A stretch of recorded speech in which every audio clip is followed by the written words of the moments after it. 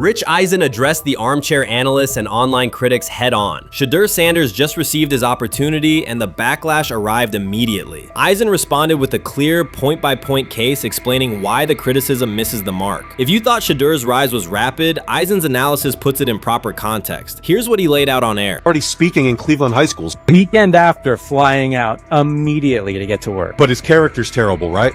You know, and listen, oh, he interviewed bad, you know.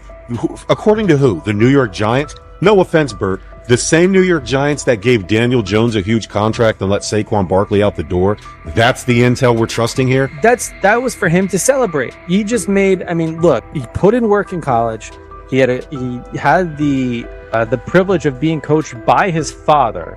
Which we all would love and do. Turned around not one, but two programs in college football. And then literally for any athlete, being drafted at the highest level is a success story in itself. Rich Eisen delivered a direct response to the critics. He addressed the online claims reducing Shedeur Sanders to Deion Sanders' son instead of evaluating him as a quarterback on merit. Eisen challenged those assumptions and refocused the discussion on performance, preparation, and opportunity. Say Kenny Pickett had strained his hamstring. Shedeur, they say his first day in pass, 9 for 9, 2 touchdowns, no interceptions. They were just hating on this young guy. Within minutes, Rich Eisen delivered a structured breakdown, addressing each claim with evidence and dismantling weak narratives through clear analysis. He replaced speculation with data and kept the focus on what matters: decision-making, accuracy, leadership, preparation, and game management. The reality is simple. Shedeur Sanders was not given this opportunity. He earned it through performance and consistency against real competition. He accepted the role, met the standard, and handled the moment with professionalism and urgency. No shortcuts, no favors, just results and readiness. Eisen's point was direct. Evaluate Shedeur on his work, not assumptions, and acknowledge that he has justified the opportunity on the field. I've done it at 2 locations already, so it's simple. So that's why when people say I'm not, you know, one of the top quarterbacks or the top quarterback, is what are y'all going based off of? Because I did it year after year after year, and you see the progression. So it's like, obviously it got to be some type of external hate that you have for the family, for the last name, for anything, because I know I proved myself. While many were still debating whether he was NFL ready, Shedeur Sanders stepped onto the practice field and operated like a clear QB1, setting protections, controlling tempo, and executing the plan. The narrative that he is just flash, media attention, or his father's influence does not hold up against his work in installs, progressions, and situational drills. What he showed was composure, efficiency, and command of the offense. He processed quickly, protected the football, and delivered on-time throws, demonstrating preparation and control. I'm a firm believer. If I wanted Shedeur Sanders at 2, at worst at 33, of course I already think that he's better than other quarterbacks. Because that's the type of talent, that's where I would have picked him at. And if he was at 2 or 33, and he still had the same exact skill set, we would be talking about him starting and playing. Right. Well, there'd only be 3 quarterbacks. It'd be 3 quarterbacks, not 4. Not 4, yeah. But since he moved to the 5th round, that's cool. They might have to go along with it. But to me, I think if you ask who got the best tools, I'm going with Shedeur Sanders. From the first day of camp, he was not there to get by. He arrived to lead. There was no hesitation in installs, no lapses in fundamentals, just precise timing, clean footwork, and consistent velocity to every level of the field. He managed protections, controlled cadence, and delivered in situational work, showing command rather than learning on the fly. The approach was efficient and disciplined, with attention to detail and progressions and ball placement that reflected preparation, not improvisation. At the same time, Rich Eisen addressed the narrative directly and backed it with evidence. He laid out clips, context, and performance markers to cut through speculation. Eisen emphasized that Shedeur Sanders did not step into this moment because of publicity. He built toward it through sustained work, resilience, and results. The background, media readiness, high football IQ, and a professional approach was developed over years, not days, and it translated to immediate operational control of the offense. The resistance came from familiar places. Some in the traditional guard still framed mobile quarterbacks as limited and expected the nepotism label to define him. That view did not hold up against what was on the field: composure under pressure, secure decision-making, accurate throws into tight windows, and consistent execution in red zone and 2-minute sequences. Eisen's point was clear: evaluate Shedeur Sanders on performance and readiness. The evidence shows he earned the opportunity and is meeting the standard with accountability and consistency. Yeah, teams didn't draft him because they didn't think he was first-round talent. And the quote we played and that's on the screen, I think is flatly wrong. We all know this shouldn't have happened. Yes, it should have. It should have happened because this wasn't. Now, again, teams can be wrong. The league as a whole can be wrong. Hell, the Baltimore Ravens drafted a 25-year-old tight end before they drafted Lamar Jackson in the same draft. The die is not cast on who Shedeur Sanders. He stated it plainly. This is not a celebrity appearance. This is a quarterback with pocket presence, leadership, and decision-making that stands on its own. You either show it or you settle into a backup role. Shedeur Sanders is not auditioning. He is establishing himself as the starter. When the opportunity arrived, whether through injury, trade, or depth chart changes, Shedeur was prepared and delivered. He did not hesitate. He executed the offense and finished drives. As others tried to catch up to what they were seeing, Rich Eisen reinforced the same message he has been repeating: evaluate the work. Camp reports have been consistently positive, but the important shift is how the performance is being received. Casual attendees who came to observe left talking about Shedeur's command and poise. Detailed observers focused on his pre-snap reads, protection checks, and audibles, highlighting the mechanics, timing, and ball placement that support efficient, controlled play. How you feeling? I'm getting there. You see what I got on, right? That's why I was asking how you help for it. Yeah, I'm getting there. See? Prime, what did they have to do? I had blood clots. Okay. And they amputated, you know. But I work with it. Man. Yeah, I'm amputated. So I get that work done a couple times a day. Keep the blood circulating, blood flowing, but it's a new normal. And the best thing about here, we have a whole medical team on the second floor. Right. We have a whole medical floor, which is great. Deion Sanders is shaken, this time not by a hit on the field. In a sudden turn, Ryan Clark has uncovered a serious plot affecting Shedeur Sanders' NFL draft status, and the disclosure is reverberating across the sports community. What once looked like a simple scheduling delay may actually be a calculated effort to undermine Deion's son. The facts suggest intentional sabotage, a breach of trust, and repercussions that could be far-reaching. This is no routine football headline. It is personal, and Coach Prime did not see it coming. The sports world loves to celebrate underdogs, yet it often takes even greater pleasure in tearing down rising stars. Deion Sanders is witnessing that cycle now, not from the sidelines as Coach Prime, but as a father. The lights in Boulder remain bright, the cameras keep rolling, and Sanders still wears his gold watches, sunglasses, and natural swagger. Still, behind that familiar smile is a man carrying deep pain as criticism aimed at his son mounts daily. How much of that is opening press conference saying, okay, we are family, saying that he was sent to do certain things? Do you feel like people got attached to that, or it just was the fact that prime time is at Jackson State?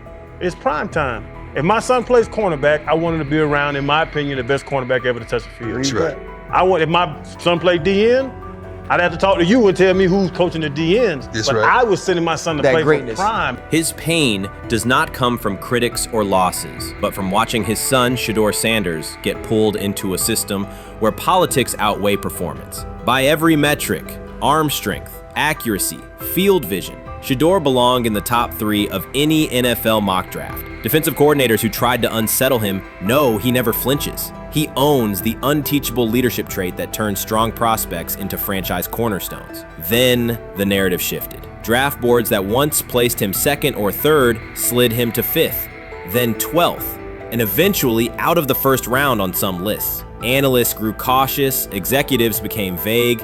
The statistics stayed strong, and the game film still proved his ability, yet the buzz evaporated. The abrupt silence felt deliberate and wrong. Former NFL safety and respected analyst Ryan Clark then delivered an unfiltered disclosure, not on a scheduled TV segment, but in an unscripted comment. He stated plainly that influential figures inside the league were not overlooking Shedeur Sanders. They were actively holding him back.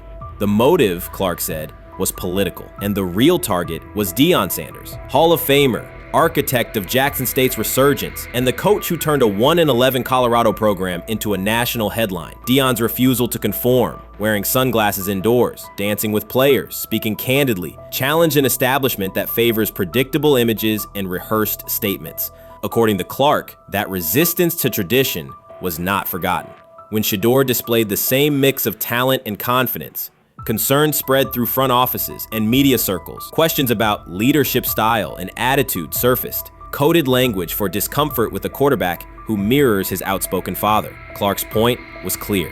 The issue is not Shedeur's performance. If he had posted identical numbers at Ohio State or Alabama, endorsements and media specials would follow. Instead, interest cooled, because the Sanders family embodies a self-made identity the league cannot easily manage. Their visible pride and independent brand challenge a system that prizes control. And that threat, not football ability, is what Clark believes is suppressing Shedeur's draft stock. So the Shedeur Sanders, I want to talk about this. So here's a prime example. Shedeur Sanders, they had 3-day mini camp for the Cleveland Browns. And now, Jimmy Haslam actually has some money. The Bengals owners and the Rooneys are near the bottom of the league in net worth. But what the Browns have is what I would call the Buffalo Bills used to have this years ago, pre-Josh Allen. What are Browns veterans saying about Shedeur Sanders behind closed doors? According to internal discussions, the feedback goes beyond casual praise. Several veterans describe his performance as franchise level. Private locker room conversations compare his command of the offense to established starters. And one senior assistant reportedly called him Sunday ready after a single walkthrough. The consensus is that front office staff and coaches have taken serious notice. Inside the Browns facility, informal conversations circulate among players and coaches. These remarks carry significant weight in personnel evaluations and often influence practice rotations. When veterans speak this strongly, the message typically reaches decision makers quickly, especially during roster planning. In short, the internal perception of Sanders is already affecting how the staff views the current quarterback depth chart. Browns vets kind of weigh in on Shedeur Sanders and how he's been since he arrived in Cleveland, in Pound Town. And I think it's very, very important that we discuss it, because it'd be really easy for these vets to, this wasn't like a on the record interview. This is just kind of back channels into what the vets are saying, the rumors, but the sources telling us.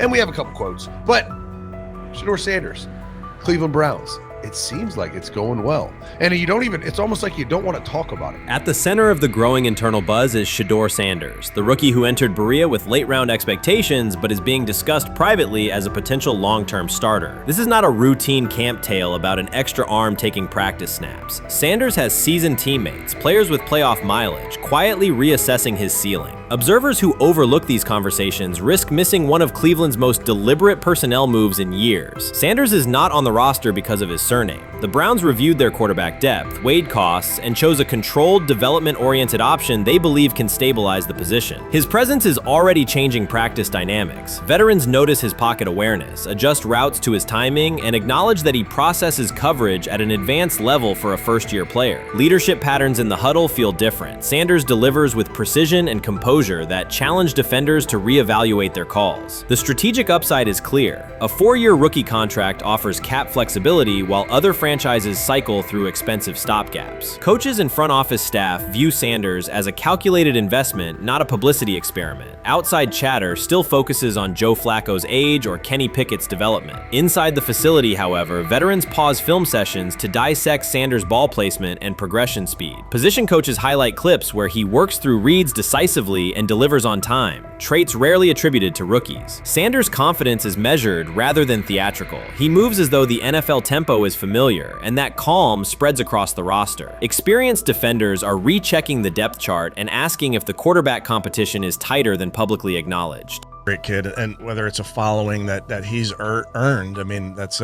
something that he's done a great job of interacting with fans. And but he is a great kid. You guys will get to know him more. He's working like crazy, just like all the guys. He's another young man. These rookies, my office is downstairs. As they got to walk by my office as they come in. They come in early. And Shedeur, just like all those guys, he's in there early. He's getting his work done. He has not yet secured the starting job. Evaluations so far come only from brief practice periods, no comeback drives, no national headlines, just steady execution in shorts and helmets. In a league that celebrates splashy debuts, Shedeur Sanders is earning trust rep by rep. Veterans typically withhold judgment until late in camp, yet several are already studying his footwork and timing, which suggests genuine respect. Inside the building, coaches sense that the Browns may have finally found a stabilizing presence at quarterback. Cleveland's recent history underscores why this matters. The team has started 9 quarterbacks over the past 2 seasons, an indicator of instability rather than depth. Sanders arrives with composure, arm strength, and a well-known surname, so any sign of readiness is magnified. Financial context also plays a role. The Browns are allocating a significant portion of the salary cap to Deshaun Watson, whose performance has not matched that investment. To manage costs, the front office signed 4 additional quarterbacks on low-impact contracts. Together, they account for far less than Watson's annual cap figure. If Sanders continues on his current trajectory, that structure could give Cleveland both competitive clarity and much-needed financial flexibility. He's the only person who's come out and say, hey, man, this dude look kind of good, man. Let me tell you what I heard. A lot of people reaching out to players in the locker room and stuff. To me, I think this is it's a red herring. Like, I'm supposed to suspend myself to disbelief that he was going to look bad. I've never expected him to look bad to start with. The 5th round quarterback stuff, that's involving perceptions, pre-draft analysis, and other teams. Cleveland's veterans have endured every kind of quarterback turmoil: poor reads, major injuries, shaken confidence, and sideline disputes. When a young quarterback like Shedeur Sanders steps in and appears composed rather than overwhelmed, people notice. The attention comes not just from coaches and reporters, but from the linemen and defensive leaders who have watched previous backups struggle. They are not exchanging doubts, they are sharing nods of approval. Sanders demonstrates instinctive pocket awareness, reliable accuracy, and steady poise, qualities that quickly circulate through team conversations. After years of instability under center, the Browns need someone who can remain calm and effective deep into the season. Although expectations have fallen over time, genuine interest is growing. Praise is coming from teammates who rarely commend anyone unless his performance demands it. You first, when you take a look at both of these QBs, who had the most impressive start so far in the preseason? Well, to me, it was Shedeur. I didn't see any interceptions when he was out there. Didn't see anything like that. I mean, don't get me wrong, I don't think Dillon Gabriel did a bad job. I was impressed with the brother, but I'm going to go with Shedeur. You know, the pressure was on him, the spotlight was on him. Stephen A. Smith didn't just call out Dillon Gabriel. He held him accountable and made him rethink his comments. The moment Dillon Gabriel spoke and went after Shedeur Sanders, it wasn't a minor slip. He crossed the line and stepped directly into Stephen A. Smith's wheelhouse. And Smith answered with a clear, direct response that left no room for misinterpretation. The comparisons were emanating from the media more so than anybody else. And that's what I think, that's exactly who I think he was directing his comments towards. Having said that, Dillon Gabriel, respectfully, it was stupid. A very dumb comment to make. First of all, let me tell you something right now. In every walk of life, far beyond the parameters of a football field. This wasn't casual sports commentary, it was a decisive critique. Dillon Gabriel's comments were taken apart by Stephen A. Smith with clear, direct points. Gabriel, a quarterback with solid stats but limited top-level achievements, chose to take a public shot at Shedeur Sanders. Shedeur, who has handled sustained media scrutiny and on-field expectations, became the target of an unnecessary criticism. Smith responded by challenging Gabriel's standing to make that claim, and by defending Sanders on the facts. The outcome was clear. Gabriel overreached, and Sanders didn't deserve the hit. Dan Orlovsky would sit up here in comparison to Shedeur Sanders, who did no such thing, and say, hey, thought he looked better. I thought, I got to give him the edge here. I thought it wasn't bad. A pick six and a fumble, and we can get over fumbles. Have you heard anybody say that? I know it's possible. Have you ever heard anybody say, get over? Stephen A. Smith responded immediately. As soon as Dillon Gabriel made his comments about Shedeur Sanders, Smith delivered a clear, point-by-point critique that drew national attention across the NCAA media cycle. Dillon Gabriel has a reputation as a good quarterback, not a dominant one. He can post strong numbers against opponents like Tulsa, but his performance has been inconsistent when the stakes in competition rise to playoff level. Well, those who produce get treated differently than those who don't. What he said echoes the mentality of all of America practically, and most certainly the world, as we see things being globalized more and more every day. It was a stupid, idiotic, immature comment, because clearly you were feeling the heat because a lot of people was talking about how Shedeur should be QB. Dillon Gabriel is a capable quarterback, but not a standout. Even so, he chose to talk down to Shedeur Sanders, a quarterback who has navigated constant scrutiny and pressure and still represents the future of a program that was struggling before he arrived. The comparison was weak. The criticism was unnecessary. Stephen A. Smith recognized that and dismantled Gabriel's argument with a clear, direct response. How the Browns react to this, how the locker room reacts to this, how Shedeur reacts to this, because it was a clear shot at Shedeur. But let's say Dillon Gabriel's talking about the media. how could you be a brand new quarterback in the NFL and the first time you get behind a mic after your first game, you throw the media under the bus? That's arrogance. Stephen A. Smith excels in moments like this. When Dillon Gabriel made his remarks about Shedeur Sanders, Smith responded with a focused, direct critique. He questioned Gabriel's standing to make that claim, noting that Gabriel has transferred between programs and has not been a Heisman finalist. Without theatrics, Smith laid out why Gabriel's resume doesn't justify taking public shots at Sanders. Smith's point was clear. Targeting Shedeur Sanders, a quarterback central to his program's future and consistently under intense scrutiny, was misplaced. Gabriel's criticism lacked the substance to support it, and Smith methodically showed why. Today on his 42nd I want you to be meaner birthday. That's number one. Number two, after the game, the Browns head coach Kevin Stefanski said there was a mix-up in the routes and that players were in the area that they shouldn't have been. Look at Stephen A's face. Look at Stephen A's face. Look at his face. Stephen A. Oh my Lord. The strength of Stephen A. Smith's response was that he didn't just address Gabriel's remarks. He challenged the image around him. Dillon Gabriel often presents himself as an overlooked contender ready to surprise. But the reality is that his profile hasn't commanded broad attention. It's a clear reminder that not every opinion carries equal weight. In defending Shedeur Sanders, Stephen A. was direct and precise. Shedeur isn't just a quarterback. He is Deion Sanders' son, which subjects him to scrutiny far beyond anything Gabriel has faced. Even under that pressure, Shedeur has maintained his composure, shown confidence, and delivered in key moments that helped revive a program many had written off. Stupidity, all of it. I thought it was a clear shot at Shedeur due to the fact that his Oregon coach threw a shot at Coach Prime and Shedeur during their meeting at Colorado last year. But you know what? The cream rises to the top. Let's see what happens this week. I see a lot of the media talking about they think it was about the media and not about Shedeur. And I think that's a chess move. For Dillon Gabriel to take shots at Shedeur Sanders was a miscalculation. Stephen A. Smith made the mismatch clear. Gabriel's attempt to shame Sanders was unnecessary and counterproductive. You don't target Deion Sanders' son when Deion has turned Colorado into primetime television. It underscored that Dillon Gabriel has often played with a chip on his shoulder because the spotlight hasn't followed him. He has been around long enough to compile numbers but not to earn broad respect. That's why going after Shedeur was misguided. Sanders, despite ups and downs, drives headlines. Gabriel's most notable headlines have been his transfers. Stephen A. Smith pressed that point without hesitation, challenging Gabriel's standing and leaving his argument looking like a forced throw that turns into a pick six.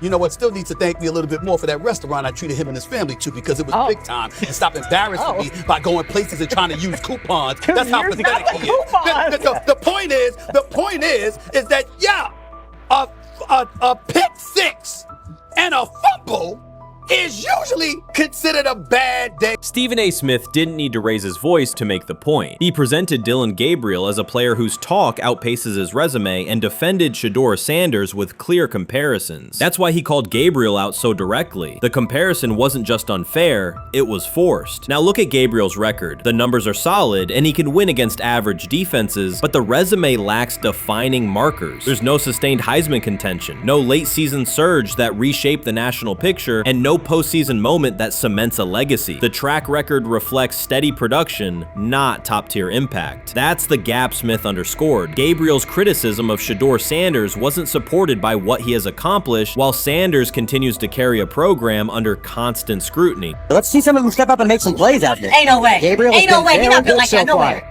And this one is picked off and going back the other way. Oh my God, why did he stop playing? Now it's a foot race. And that is that. They told me bust out my AP, perfect timing. Hey, chat, we about to get legendary. Shedeur starting next game, baby. Shout out Dylan though, you know what I'm saying? Bro, I love you, my heart. What am I bigger than cheese, bro? You know what I'm saying? But Shedeur got it. Shedeur Sanders is a national brand who draws viewers for both performance and result. Dylan Gabriel's attempt to diminish him read as resentment. And Stephen A. Smith called out the insecurity and lack of awareness directly. Colorado under Deion Sanders is prime time, and Shedeur sits at the center of that spotlight. If Gabriel expected the sports world to agree while he took a shot at Shedeur, he misread the moment. Smith dismantled the argument and questioned the credibility behind it. Gabriel will move on. He'll keep playing, give interviews, and have fans, but this exchange will trail his media profile as a reminder of a misstep. It's a clear example of a resume that doesn't justify taking public aim at a quarterback carrying that level of scrutiny and responsibility. For the Cleveland Browns preseason game today is that the way that some white folks watched Shedeur Sanders last week is the way that some black folks were watching Dylan Gabriel today. And it's not Dylan Gabriel for Dylan Gabriel's sake. Most folks don't have a problem with Dylan Gabriel. It's what he represents, which is the disrespect of a black person for no other apparent reason than they are a confident black person. Dylan Gabriel thought he was aiming up. Instead, he was placed back among quarterbacks who are good but not great. Stephen A. Smith made the central point. Dylan Gabriel doesn't shape the conversation. Sports are about narrative as much as numbers, and Gabriel's story doesn't move the culture, while Shedeur Sanders does. Smith highlighted that contrast clearly. By the end, Gabriel's credibility had taken a measurable hit. The critique was decisive and sent a broader message to any player considering public shots at Shedeur Sanders. If you step into that debate, you will be held to a higher standard and your resume will be tested. Dylan Gabriel learned that the hard way. I view things as I got time. I got time to be able to grow and mature, and be able to understand the ins and outs of the defenses and be able to get the good insight from the vets in the room. So I look at it as, a plus. And whenever, it's time for me to play. Shedeur Sanders rolled into Browns camp and instantly made the whole practice feel like a recess pickup game. NFL vets suddenly looked like they'd forgotten the playbook and were just trying to keep up. With that being said, I see some balls coming out of Shedeur Sanders at that camp, and I'm like, kind of looks like a guy. Yeah, I'm reading. He can sling it. Ready to I see him, some of the veterans, how they talk to him, mic'd up, see what he's doing in the community. Talking about Njoku there? Njoku, Mike Knapp. Yeah, once you see, different little interactions and things like that, I know he has the talent. We'll see. It'll be a competition that usually brings the best out of guys, especially young guys. So I'm interested to see how that quarterback situation. Right after Shedeur Sanders tightened his cleats and the Browns settled in for what they figured was a routine camp day, the whole vibe tilted sideways. No blazing comet, no UFO touching down at midfield, just a swagger-charged quarterback striding in like he'd crashed the wrong league and thought, yeah, I'll stick around and run this show. The Browns had no clue what storm was rolling in. You'd expect an NFL team to do a quick scout, maybe pull up a highlight reel or two, but nope.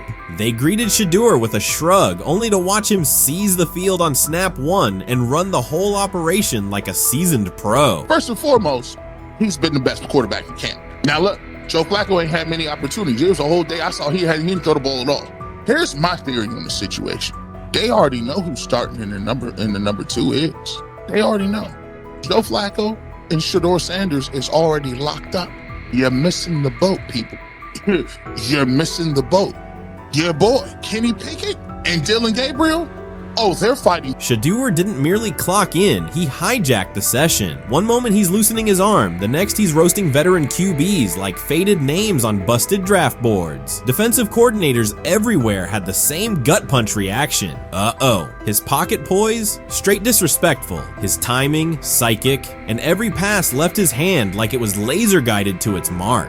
While Shedeur Sanders was slicing up routes, the Browns secondary looked less like an NFL backfield and more like a gaggle of dads sprinting through a Saturday fun run. Big on enthusiasm, short on closing speed. Coaches fought the urge to slam the emergency horn. Players traded wide-eyed, "Are we serious?" stares, and someone even double-checked that a hidden camera crew wasn't about to pop out of the tunnel. But nope, this was pure Shedeur. Half cold-blooded surgeon, half highlight factory. He wasn't dropping a casual "I'm here," he was crafting a masterclass. From the first rep, the tempo changed. Shedeur Sanders accepted the snap with steady footwork, diagnosed the Browns' single high shell, and delivered a tight window seam route that forced the free safety to recover late. Throughout the period, he manipulated leverage with quick shoulder fakes, moved through full field progressions, and released on time from a balanced base, consistently putting the ball on his receiver's upfield shoulder. Cleveland's coverage struggled on multiple fronts. Safeties hesitated between deep half responsibilities and underneath support, creating voids at 15 to 20 yards. Cornerbacks and off-man were caught in trail position when Sanders used rhythm throws on 3-step drops, while those who tried press technique had their inside hand neutralized by his receivers' outside releases. Linebackers widened to match shallow crossers, leaving the middle hook unguarded for pivot routes and option digs. One corner attempted a line of scrimmage jam. Sanders immediately adjusted the route to a back shoulder fade, releasing the ball before the break and rendering the press ineffective. Over the session, he showcased pocket discipline, reclimbing to maintain throwing lanes rather than drifting, and finished with a series of anticipatory throws against cover 2 cloud, fitting vertical outs between the flat and deep half defenders. Sanders' combination of rapid post-snap processing, precise ball placement, and pocket efficiency exposed coverage mismatches at every level and highlighted communication gaps in the Browns secondary. By mid-session, the Browns defensive staff clearly recognized their calls were outmatched. Every adjustment, a roll to cover 6, a simulated pressure, a late rotate to 2 high, was neutralized once Shedeur Sanders confirmed the post-snap picture. Routes that had taken weeks to script were beaten by timing and location. Comeback set at 12 yards broke open before the corner's transition. Slot seam outs dotted the void between the flat and deep half defender, and boundary receivers beat press with quick hand techniques, receiving the ball before the trail man could recover. Sanders' command was methodical. He used cadence to freeze plug blitzes, re-ID'd the mic when linebackers sugared the A-gaps, and maintained a firm base so he could reset and fire without resetting his feet. His receivers benefited from that rhythm. Top of the stem, eyes back, ball delivered on their upfield shoulder, allowing immediate transition to YAC. The Browns front tried a late stunt to compress the pocket. Sanders climbed 2 steps, re-spotted the shallow crosser, and delivered in stride, turning a potential sack into a 20-yard gain. What stood out most was how little ramp-up Sanders needed. From his first series, he processed full field concepts at tempo, cycling through progression reads without hitching. The poise under interior pressure, consistency in ball placement, and ability to manipulate zone defenders left the Browns' coordinated disguise packages ineffective and forced them into static coverage by the end of the period.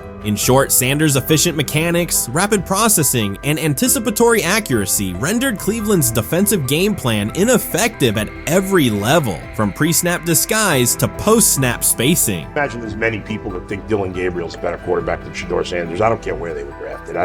If the Browns are the one team that thinks that, then I'm going to suspect it's not true. They don't know what listen, I've been on every quarterback evaluation for 30 years. Right. I never root against anybody. Yeah. But I'd be surprised if Dylan Gabriel's ever a legitimate starting quarterback for the Cleveland Browns. I'd be surprised. I just don't think. Well, then it is a wasted pick because you took him in the top 100.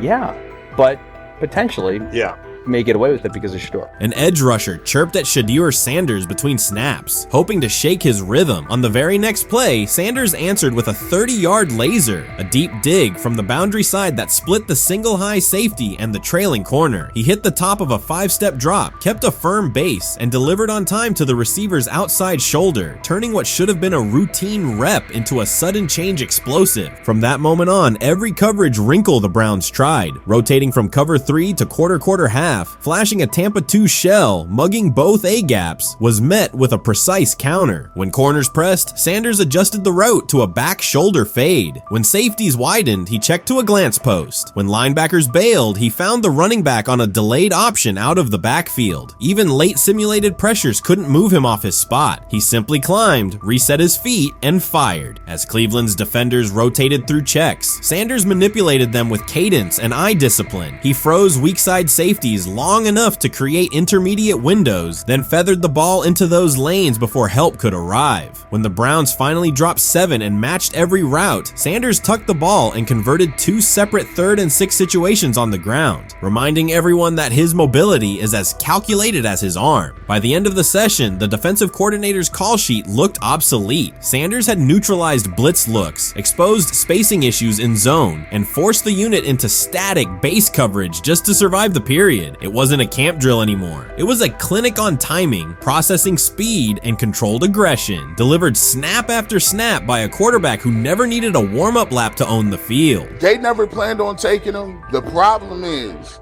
like Ocho Cinco said, you got somebody that has endeared himself to the locker room. And guess what? The difference between him and Tim Tebow, the biggest one, is he can play. He can throw the ball. Tim Tebow running around being an H-back. He can throw the ball. And he's done everything he needs to do. He ain't saying nothing. He ain't rocking the boat. He ain't mad about the reps. He ain't mad about none of that. All the people out there want to see is this, like Tyler said earlier. We want to see what he can do with Jerry Jeudy. That's it. I want to see what he can do with David Njoku. I want to see him with Junkins. I want to see him with the first running backs. If you are cooking, if you are beating down the doors with the 3s and 4s, guess what? You deserve more. From the first team period on, Cleveland's secondary looked a step slow. A deep third safety hesitated on a post-snap rotation, leaving Shedeur Sanders free to climb the pocket and fire a 22-yard out that arrived before the defender could plant and drive. The supporting cast around him, players fighting for roster spots, not Pro Bowl invites, benefited from his command. Sanders used tempo to control the defensive front, altered protections at the line, and located throwing lanes so quickly that one receiver didn't register the catch until he crossed the goal line. As the Browns tried new personnel groups, coverage busts multiplied. Starters slipped out for hamstring stretches while rookies rotated in, only to find the ball arriving on their blind side before they'd completed a midpoint squeeze. On a later 3rd and long, Cleveland finally closed the interior rush lanes, compressing the pocket with 3 defenders. Sanders pivoted through the traffic, stepped into a narrow escape window, and, without resetting his shoulders, whipped a no-look pass to the boundary curl for a fresh set of downs. The throw turned a potential sack into an explosive play and left the coaching staff scrambling for answers. The people who are fascinated by Shedeur for whatever reason, whether it's his play, I guess, last year was kind of fun. If you're just like a guy who grew up like loving Deion Sanders and passed that love on down to your kids, I can see why you're like that. The one thing I will give them is you're looking at this quarterback room. If you're a fan of Shedeur and say, why can't he go beat Dylan Gabriel or Joe Flacco or Kenny Pickett? So I do understand that part of it, right? Because why not? Why couldn't he be the Brown starter in October or November? That looks like a quarterback room where everyone will get a chance to start. He lied to us all when he said that this was going to be an open competition, a 4-man open competition when it comes to the QB situation up there in Cleveland, in which, from the looks of it, all we've seen it be was a 3-man race. The only people that has been getting reps in with the first team or with the veterans are Joe Flacco, Kenny Pickett, and Dylan Gabriel. We've never seen my boy Shedeur Sanders get a chance to get in. Even with him doing the things that he has been doing up there, he has yet to get in with the... Shedeur Sanders was caught off guard by Coach Kevin Stefanski's recent remarks, which have sparked talk of bringing in another starting quarterback. Commentators are debating whether Stefanski's comments reflect eroding confidence in Sanders or a brief lapse in judgment, but the rookie now faces intensified scrutiny over his role. The Browns, we got an analyst that says that Shedeur Sanders should have some kind of a ban, banishment of some kind. Come again? Say what? For what? And we've got, this would be more troubling. If I'm a Browns fan, and this is where we're going to start, potential dissension in the ranks of the front office and the coach. And over what? Quarterback. When a program's headline quarterback suddenly becomes the subject of sideline murmurs and quiet searches for replacements, the situation is unmistakable.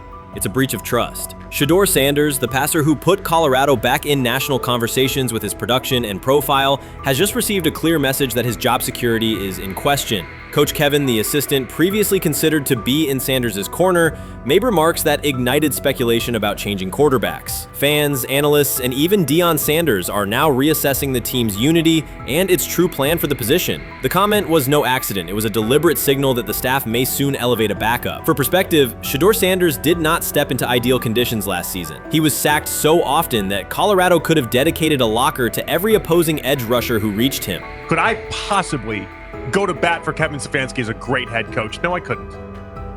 Could you go to bat against him, saying he's a horrible head coach? No, I can't. I think that's why we fall in the middle. I think that's why in a lot of these discussions, and that's why a lot of the rankings, you see him right now in that 15 to 20 range, somewhere in that middle pack of NFL head coaches. I've said earlier, Kevin Stefanski has already been given more head coaches than any coach I've ever seen in Cleveland.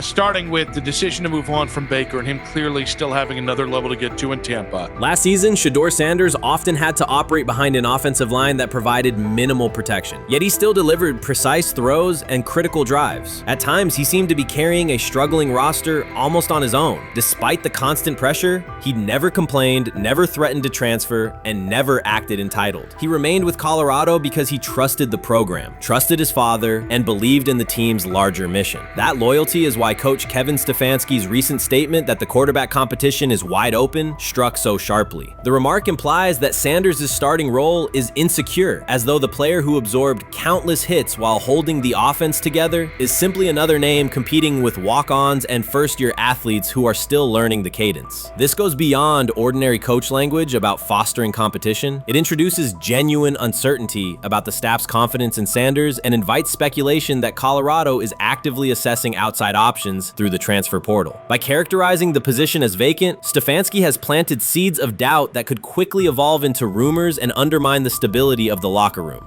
I'm sorry, but when it comes to quarterback, I'm gonna defer to my head coach, generally speaking, especially one with Stefanski's track record and how he's viewed across the league.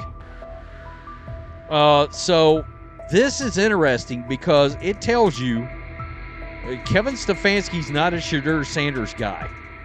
And it also tells us who made these picks. Exactly. The Cleveland Browns made a rather awkward decision in the NFL draft, opting to take quarterback Dillon Gabriel in the 3rd round, well before he was expected to fly off the board. Then 2 rounds later, the Browns took fellow quarterback Shedeur Sanders. So what exactly is going on? Discussion has begun about whether Colorado is actively evaluating another quarterback and preparing for life after Shedeur Sanders. Analysts are debating whether Coach Kevin's move is calculated strategy or a misstep that jeopardizes team stability. Sanders remains a top NFL prospect, Deion Sanders' son, and the program's public face. His highlights dominate social media and his jerseys outsell the team's victories. Yet he is once again being asked to reaffirm his position. The issue is more than routine roster management. It intersects with the family dynamics that shape the program. By portraying the quarterback job as open, Coach Kevin signals to both Shedeur and Deion that the staff is willing to move on despite Sanders' stature. For Shedeur, sitting through film sessions while hearing talk of potential replacements adds an unwelcome layer of uncertainty to an otherwise proven resume. The decision may reflect a desire for a quarterback with a different profile, perhaps someone more mobile and system-oriented, rather than a dismissal of Sanders' accomplishments. Watson says he has been mentoring Shedeur Sanders at the quarterback position. The biggest failure in the NFL is now mentoring quarterbacks. The most overpaid underdeliverer at the position is now mentoring 2 rookie QBs and a Super Bowl champ. So what exactly are you mentoring him at? You have had 24 civil lawsuits that you paid off to go away. And when you play, you are as ass as those massage therapists are, apparently.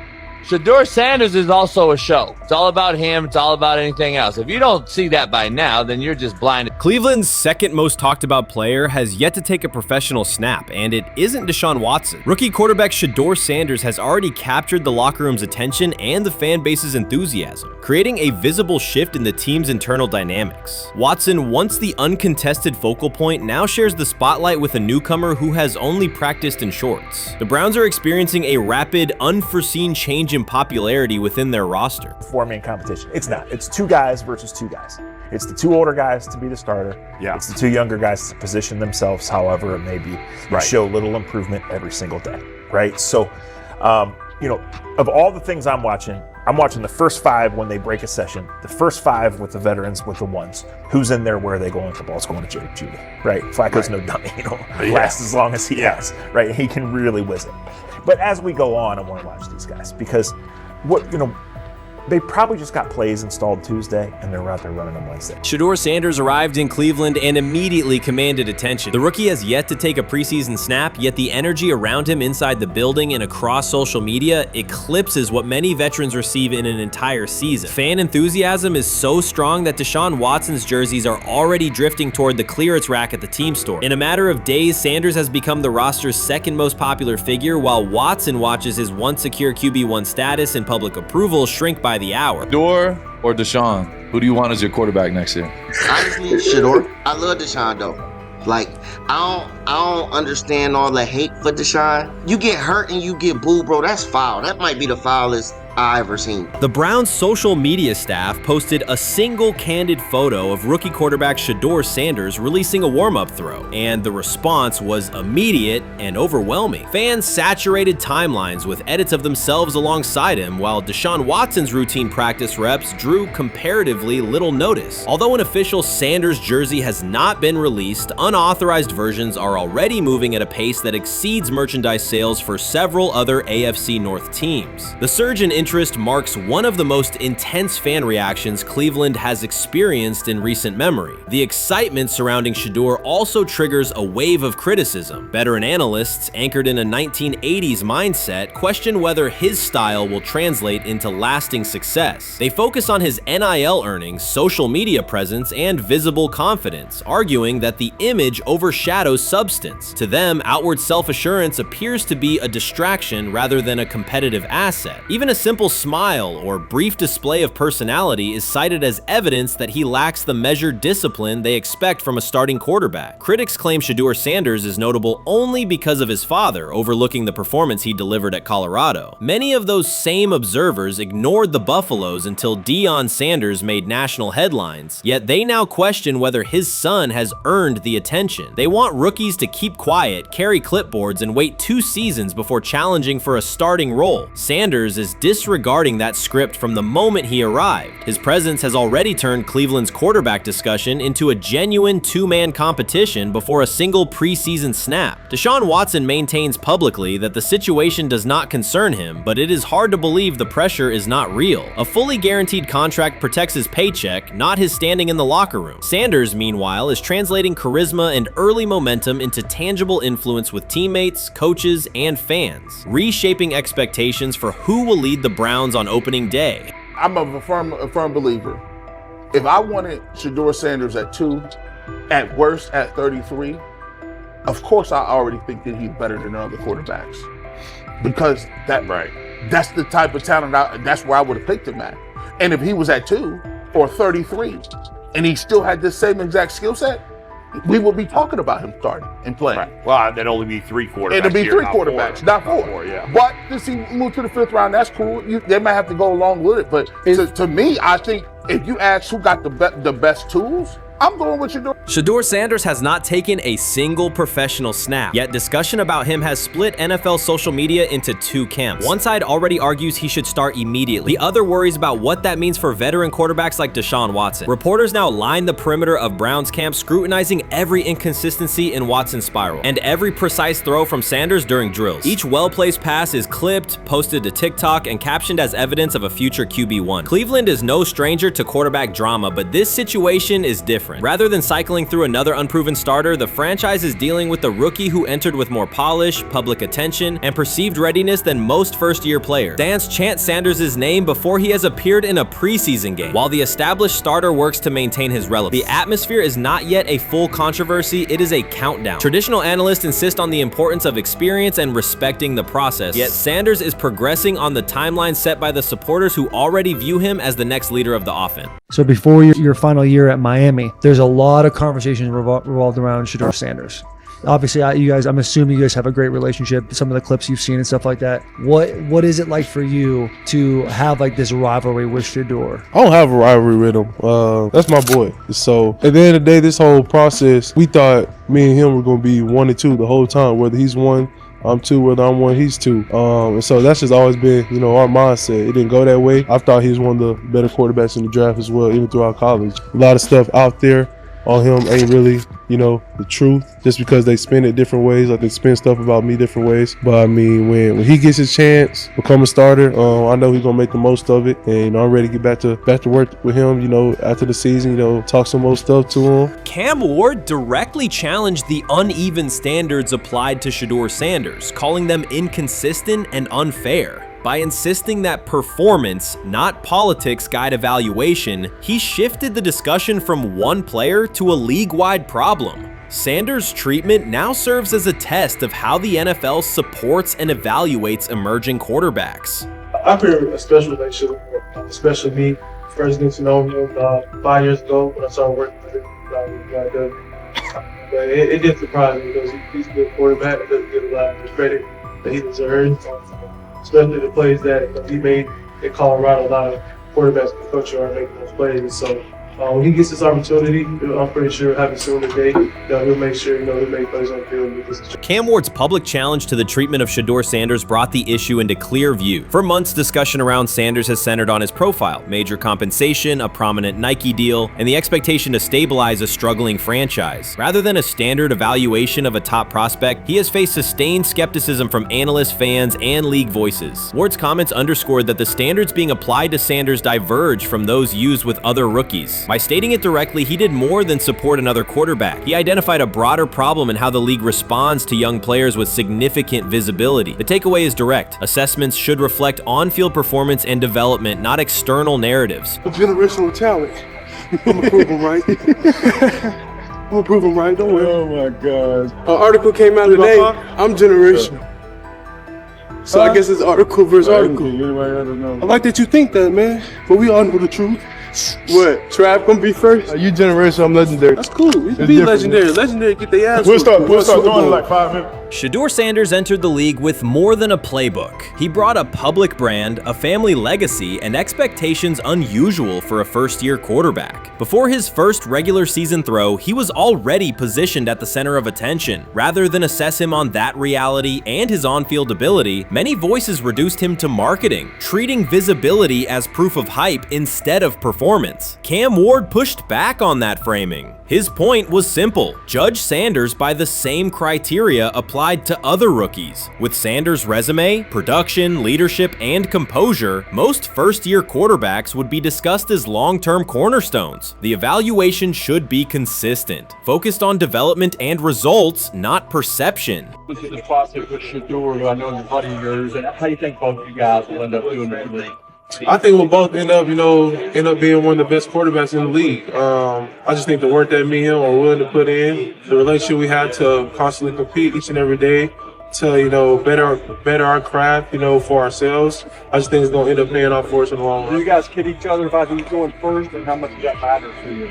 Yeah, we play around, we joke around with it. It really don't mean nothing. Draft pick would never mean anything. At the end of the day, you got to show whether you can prove each and every Sunday. You can't just do it 1 year. Disrespect shows up in two patterns. First, Shedeur Sanders is repeatedly framed through his father, Deion Sanders, as if lineage erases his own work. Discussion drifts to pedigree instead of what the film shows. Second, his visibility is treated with suspicion. His audience reach, partnerships, and ability to lift ratings are labeled hype rather than recognized as value. Instead of acknowledging that he drives demand and expands the stage for his team, critics call it an unfair edge. The result is a skewed evaluation. Star power is held against him while on-field production gets pushed aside. The standard should be consistent. Assess the tape and the development, not the last name or the attention it brings. Well, Ward were microfacts. Cam Ward's remarks went beyond defending Shedeur Sanders. They confronted how the league manages star power. The reality is simple. The NFL markets visibility, but resists it when a player doesn't follow the expected script. Rookies are supposed to be quiet, deferential, and grateful for limited leverage. Sanders arrived with leverage, brand reach, major endorsements, and confidence. And that presence was recast as entitlement. Instead of treating those factors as earned advantages, is, much of the commentary used them to diminish him. Ward called out that contradiction. The same influence the league sells to audiences is criticized when a young player exercises it. His point is a standards problem, not a personality dispute. Evaluate Sanders on his preparation, leadership, and results. Don't penalize him for having a platform or for using the leverage that the modern NFL itself helps create.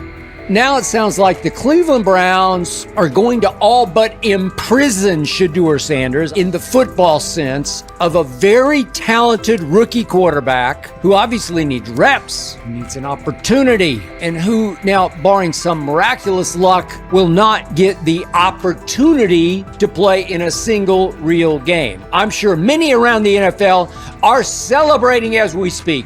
They are chuckling about this. Many in the NFL wanted to teach Shedeur and his daddy. Cleveland became the center of the conversation. With Shedeur Sanders attached to a major Nike partnership, the expectation was straightforward. He should be given real game reps.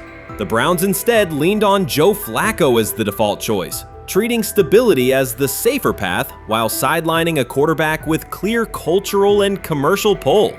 Each week Sanders didn't see the field, scrutiny grew. Commentary questioned the value of his contract environment and relevance, and fan debate shifted from development to doubt. That wasn't measured evaluation. It was a delay framed as prudence that eroded confidence in the process. Cam Ward reset the terms of the debate. He pointed to an uneven standard. When veterans or other young players secure significant endorsements, it's considered smart business. When Sanders does it at scale, it's recast as ego or hype.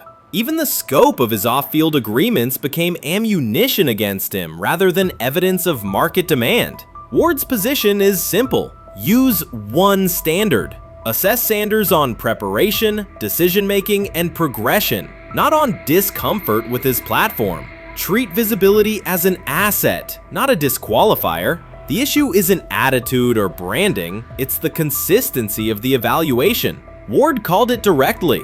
The treatment has been unequal, and it should be corrected by aligning opportunity with performance criteria.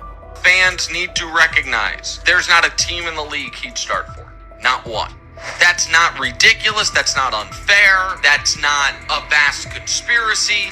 Shedeur Sanders fans are Angel Reese fans. They're just fair weather fans who don't really give a fuck about the sport. Most of them are just Dion fucking groupies that followed him when he went to fucking Colorado, just like Angel Reese's fans had never watched basketball prior to her playing at LSU, and they followed her to the WNBA and don't know shit about the sport. That's it. Now Dion fucking groupies are running around acting like, oh, this is payback to his dad. The timing is pivotal. Shedeur Sanders isn't trying to blend into the league's background. He's shaping the agenda. He drives debate segments, fuels short-form highlights, and moves merchandise at a pace most rookies never approach. By the metrics that define modern attention, he is the draw. Yet, a segment of observers continues to undercut him, not because of shortcomings on tape, but because of discomfort with how prominent he already is. Cam Ward put words to what many could see. Coverage around Sanders has been filtered through reaction to his visibility, rather than a clear read of his performance and growth. The market has already weighed in. Demand is real, not manufactured. Nike's record-level rookie endorsement aligned with that reality, signaling long-term value and cultural reach. This exposes a core contradiction. The NFL depends on star power to sell tickets, fill stadiums, and boost ratings, but it resists stars who set terms on their own. Visibility is celebrated until a player exercises it. The fix is straightforward. Apply one standard. Evaluate Sanders on preparation, decision-making, and results, and treat his platform as the asset it is. If the league benefits from his presence, its evaluation practices should reflect that same reality, consistently and without penalty for scale. Shedeur Sanders does not depend on league promotion. He established his platform before the NFL and continues to expand it on his own terms. That autonomy challenges the status quo. Cam Ward's support was more than a defense of a teammate. It was a warning that if the league holds to outdated expectations, it risks falling behind the very players who drive audience attention and revenue. Claims that Sanders lacks real popularity ignore measurable facts. A large, active following, consistent merchandise demand, and sustained coverage across major outlets. Doubts about his standing as a quarterback overlook his college production and growth indicators. The pattern is familiar. Efforts to minimize him increase his reach. Each skeptical headline widens the spotlight, and each dismissive take creates more engagement. You cannot reduce a player built for visibility by arguing he should be less visible. The practical outcome is the opposite. Scrutiny becomes signal. Sanders is not merely enduring criticism, he is turning it into momentum, converting attention into leverage on and off the field. You can't fire the owner because he can't fire himself. Yeah, someone's head's going to roll, unfortunately, in this situation. And it's probably Stefanski and Barry. I saw on The Athletic. I don't think that's fair, by the way. Stefanski, that part. I agree. I was saying the other day on my podcast that Barry should be fired. And I said I wouldn't fire Stefanski, but a couple of people made the point of saying, well, if you fire the GM, you got to give him a chance to hire his own coach, which is fair. That's true. So I would fire Barry. I would hire a new GM.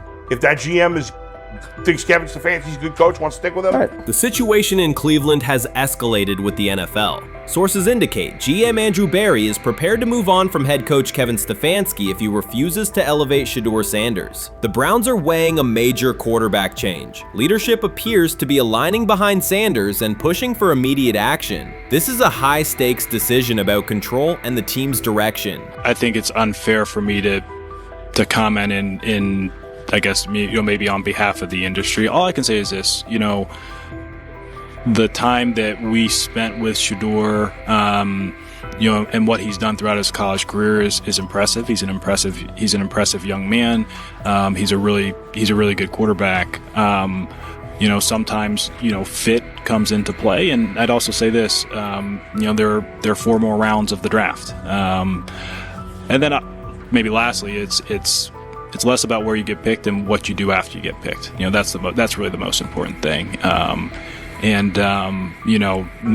Getting to know him over the course of the spring, he has a ton of resolve. Andrew Barry appears to be at a breaking point. Pressure from fans and within the organization to play Shedeur Sanders is intensifying. Barry is pushing for a move towards Sanders, while head coach Kevin Stefanski remains cautious about altering the depth chart. The divide is clear. One side wants acceleration, the other a measured rollout. The organization is under heavy scrutiny, and the focus has shifted to when, not if, Sanders sees the field. Has the 4th highest odds of any head coach this season to be fired. He's clearly on the hot seat. It's been a discussion for really a couple years now, dating back to last season's 3-win season. And he's always had kind of hot and cold seasons. And now the sports books are saying he's 4th on the list. Number 1 is Mike McDaniel of the Miami Dolphins, Brian Dable of the Giants at 2, Shane Steichen at 3, and there is Kevin Stefanski plus 650 to be fired. This has moved beyond tension to outright stubbornness. Rather than elevating Shedeur Sanders, the staff has chosen Dillon Gabriel. The current depth chart looks less like a forward plan and more like resistance to change. Fans have been clear about who they expect to see, yet the organization keeps delaying. Every week without a real evaluation of Sanders slows development and blurs accountability. Cleveland is choosing a conservative approach when a decisive decision is needed, sending a message of uncertainty to both the locker room and the city. Now being the 3rd string quarterback for the Cleveland Browns, was that so much was made out of unbelievable. He actually made the team as the 3rd string quarterback. Like that was a big deal. Like that was somewhat of a surprise to a lot of people. He should have been the 1st pick in the draft. Kevin Stefanski appears to be doubling down to validate his approach. Despite sustained demand from Browns fans to see Shedeur Sanders reflected in chants, merchandise, and constant discussion, he continues to keep Dillon Gabriel in front on the depth chart. The decision functions as an assertion of control rather than a response to momentum. Even with clear signals from the fan base, Stefanski is staying with Gabriel and delaying a full evaluation of Sanders. It is a deliberate choice to maintain his plan and pacing, not to accelerate change. Cleveland is prioritizing continuity over recalibration, keeping any transition to Sanders on hold. But yeah, I mean, the Browns are in a tough spot. They have wasted. You traded a ton of high draft capital to get Deshaun Watson. You've gotten nothing out of Deshaun Watson and missed an opportunity. Like, who knows who they would have drafted? Now, maybe they would have screwed up those picks and the Browns would still be in bad shape.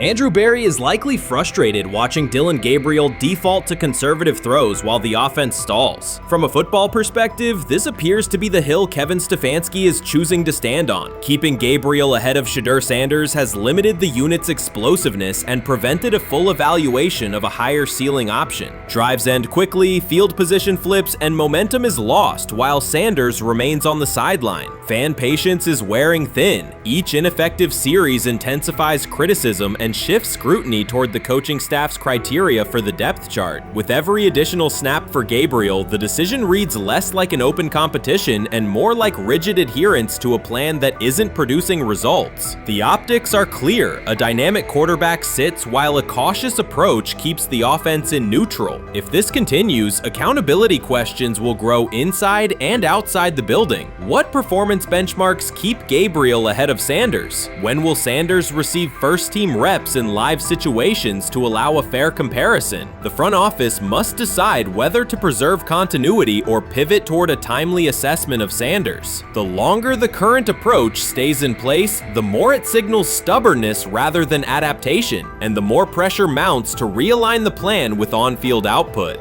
I honestly see it happening if the Browns lose a bunch of games. Like if they get 5 wins or less, I see the report coming out now that Stefanski will be fired. I don't want it to happen. I want the Browns to be good, win a bunch of games. I think that they're going to be a team that is slept on and can at least get 7 wins, which is why if they don't, I see Stefanski getting all the blame for that, and there'll be a new coach in Cleveland.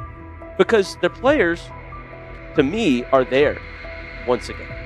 We've talked about the incredible rookie class. The approach in Cleveland lacks consistency. One week, Andrew Berry signals he wants Shedeur Sanders on the field. The next, Dillon Gabriel gets the reps and the plan stays conservative. Through it all, Kevin Stefanski shows limited urgency despite pressure on his job security. Fans are asking for an offense that can push the ball, change field position, and produce points. Instead, the unit leans on short throws and cautious sequencing. Gabriel's play keeps the ceiling low and momentum static, while a full evaluation of Sanders is postponed. The result is growing frustration and a clear disconnect between the front office, coaching staff, and expectations in the stadium. The NFL tried to teach him and his father a lesson. You don't act like that. You don't talk like that before a draft. We'll show you how our game is played. We will watch you plummet all the way. I think he would have gone undrafted except for that owner in Cleveland. And he is the key to everything because he is something of an against the grain maverick owner. He's kind of a wannabe Jerry. Fan speculation is growing. Some believe Kevin Stefanski lacks confidence in Shedeur Sanders. Others think he's prioritizing Dillon Gabriel for reasons unrelated to performance. A more extreme view claims Stefanski is manipulating outcomes to secure a buyout. Whatever the motive, the risk is clear. This approach is straining his relationship with GM Andrew Berry and alienating the fan base. Pressure is rising, Berry's patience is running out, and supporters have shifted from requests to demands. If the current plan continues, calls for a change in quarterback and accountability will intensify.